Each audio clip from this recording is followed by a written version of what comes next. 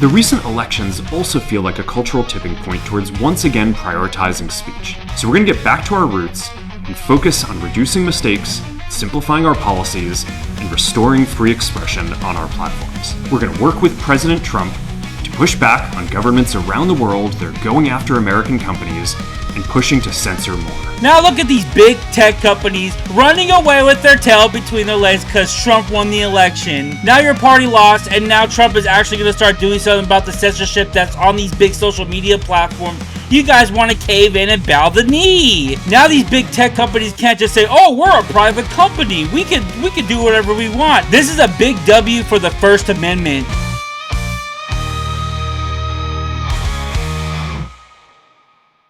Thank you for clicking on today's video. I hope you guys are having a wonderful day today. I surely am, especially with this news about Mark Zuckerberg coming out and announcing that they will stop with censoring people on Facebook. That's a nice thing to do. A lot of these big tech companies hit under the umbrella like we're a private company. We can do whatever we want. If we think it's hate speech, we're going to censor you. We don't care what the First Amendment says. Facebook, Instagram, pretty much the same thing. Twitter for the longest till Elon Musk took over was like that. You can just get banned for anything. If people make careers off of these platforms like YouTube, these big tech companies could just ban your account no matter what it is. They don't care if they think it's hate speech. They're just going to ban you. They don't care if it's not. I've seen a lot of people on a lot of social media accounts get banned because they spoke out against, what was going on in the world, like COVID-19, the vax mandates, all that stuff, especially in 2020. I think 2020 was probably like the worst year. And obviously Elon Musk buying X, it changed a lot of stuff. It changed the whole playing field. I honestly think if Elon Musk never bought Twitter, this would be a completely different turnover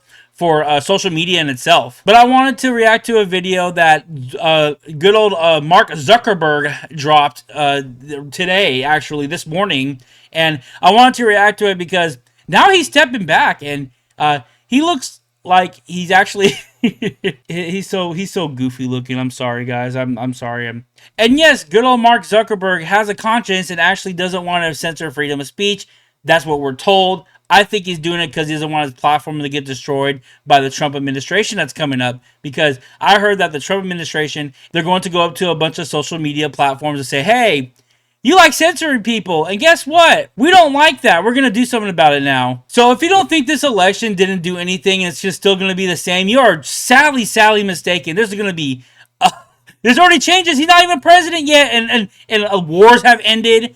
Social media platforms are starting to say, hey, we need freedom of speech now. It's crazy, guys. It's a crazy time to live in. It's for the good, though. If you told me this like even 6 months ago, I'll be like, you're freaking crazy. I don't believe in that. I don't think that's going to happen. Mark Zuckerberg coming out saying he supports freedom of speech on Facebook and Instagram, and now whatever his dead freaking threads. So let's go ahead and watch this video. Before we get into the video, go ahead and like this video and dislike it. If you hate freedom of speech, if you're one of those raging liberals that just hates freedom of speech, just dislike this video. I mean, hey, more views for me, I don't really care. All right, let's check out this video. It looks like it's from a phone only. So yeah, let's go ahead. I started building social media to give people a voice. I gave a speech at Georgetown 5 years ago about the importance of protecting free expression, and I still believe this today. But a lot has happened over the last several years. There's been widespread debate about potential harms from online content. Governments and legacy media have pushed to censor more and more. A lot of this is clearly political, but there's also a lot of legitimately bad stuff out there. Drugs, terrorism, child exploitation. These are things that we take very seriously, and I want to make sure that we handle responsibly. That has been a huge issue on a lot of these platforms, is like illegal activity involving drugs and minors, which isn't good, and they rather focus on people talking crap about Biden or whatever, or trans people, than actually contributing to society. So we built a lot of complex systems to moderate content. But the problem with complex systems is they make mistakes. Even if they accidentally censor just 1% of posts, that's millions of people. And we've reached a point where it's just too many mistakes and too much censorship. You think? Honestly, he wasn't thinking about this a year ago, guys, when Biden was in office. I just don't buy it. I think his company's just on the line. He knows it. But let's go ahead and listen to his reason about this. The recent elections also feel like a cultural tipping point towards once again prioritizing speech.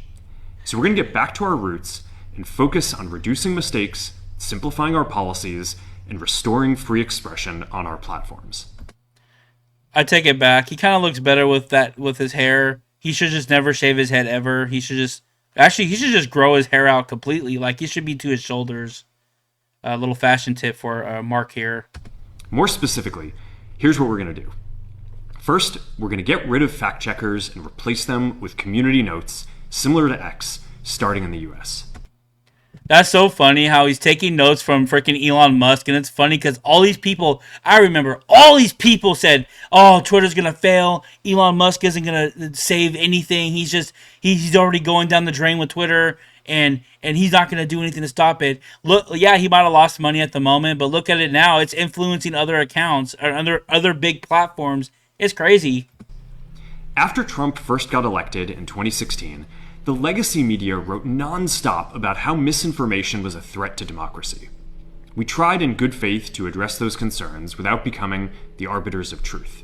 That's kind of a big punch to legacy media. If Mark Zuckerberg is walking out saying, "Hey, y'all are frauds, y'all are liars," I don't see legacy media being a thing anymore, like CNN and ABC.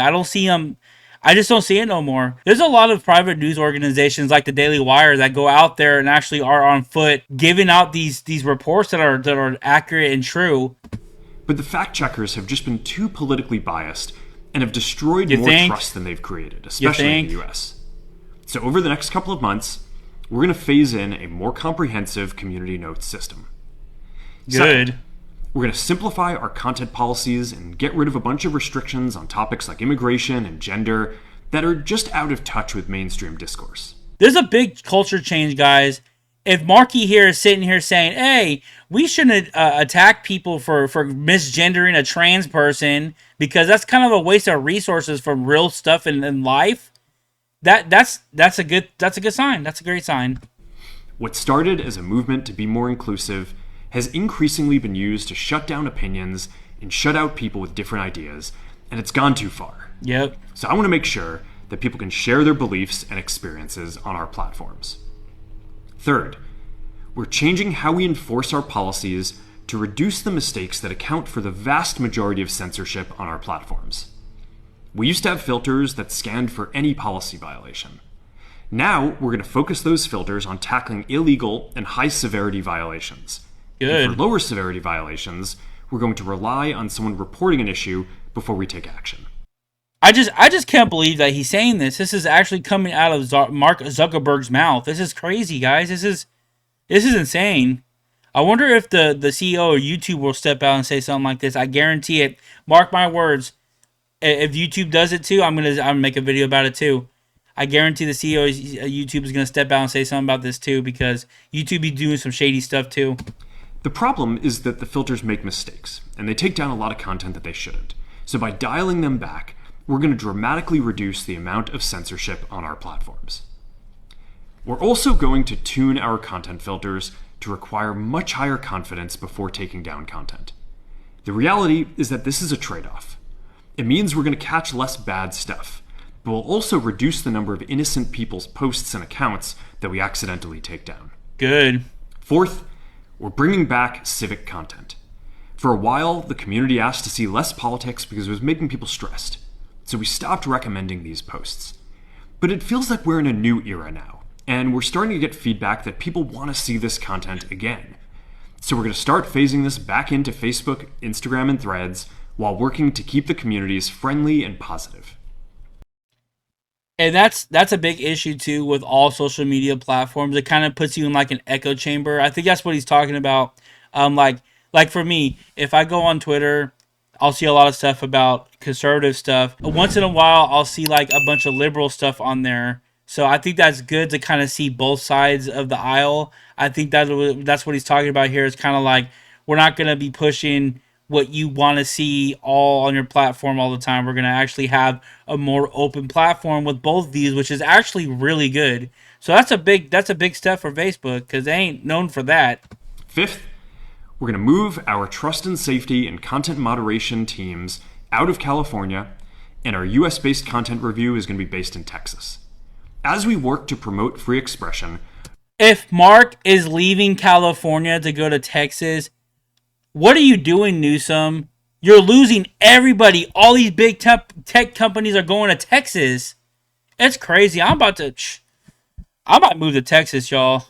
I think that it will help us build trust to do this work in places where there is less concern about the bias of our teams. Finally, we're going to work with President Trump to push back on governments around the world that are going after American companies and pushing to censor more.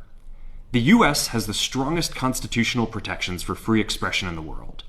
Europe has an ever-increasing number of laws institutionalizing censorship and making it difficult to build anything innovative there.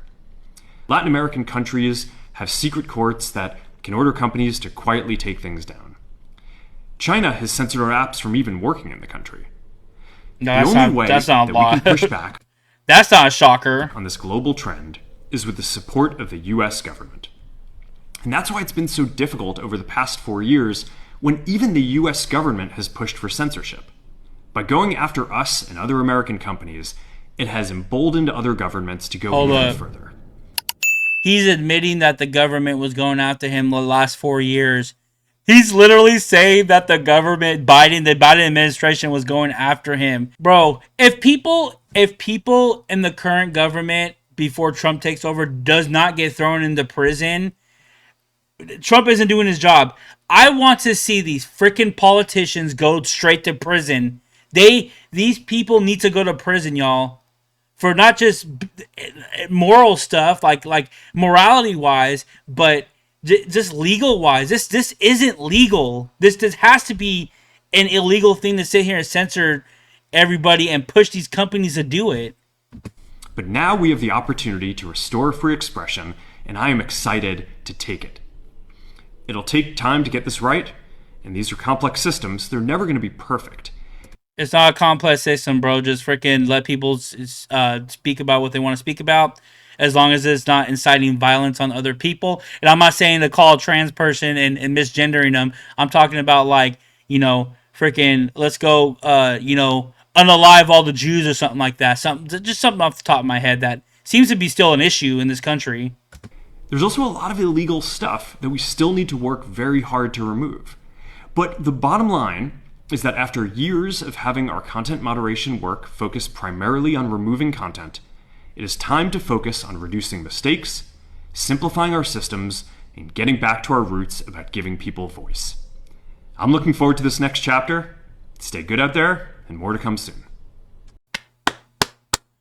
I give props to Mark Zuckerberg here. I mean, I still think he's doing it because he knows that his company will be obliterated. But this is a first step, guys. This is a good step forward, and I think that freedom of speech will be restored online. And every day we keep on getting better and better news about freedom of speech and the woke ideology statue falling down, crumbling. It's not just in the West; it's all over the world. And this woke radical left ideology will finally die. And it's just so happy. I'm happy, guys. I don't know about you guys. Leave in the comments if you're happy about this, if you're happy about seeing this. And I hope you guys enjoyed the video. Go ahead and like this video and subscribe to more content like this. I'll see you guys in the next video.